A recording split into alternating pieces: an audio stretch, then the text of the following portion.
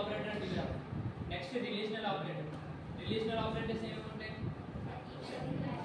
అరే ఒక్క లెక్చర్ చెప్పండి, చెప్పాను కదా. రిలేషన్ బిట్వీన్ రిలేషనల్ ఆపరేటర్ అనేది రెండింటి మధ్యన ఉన్న రిలేషన్ ని చెప్పిద్దాం మనకి.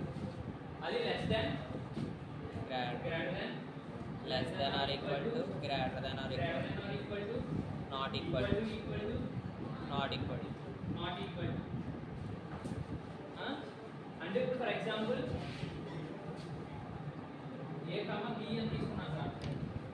అంటే ఇప్పుడు నేను ఏ ఈజ్ ఈక్వల్ టు 10 అని తీసుకున్నాను, బి ఈజ్ ఈక్వల్ టు 20 అని తీసుకున్నాను. ఓకేనా? అప్పుడు ఈ రెండింటి మధ్యలో ఉన్న రిలేషన్ గురించి చెప్పిద్ది అనమాట. ఎలా అంటే A less than or equal to B అన్నాం అనుకో, అప్పుడు ఇది ఏమైంది? ట్రూ అయిందా ఫాల్స్ అయిందా? A is less than or equal to 10, B false అవుతుంది. ఎందుకంటే ఏ అనేది 10, బి అనేది 20.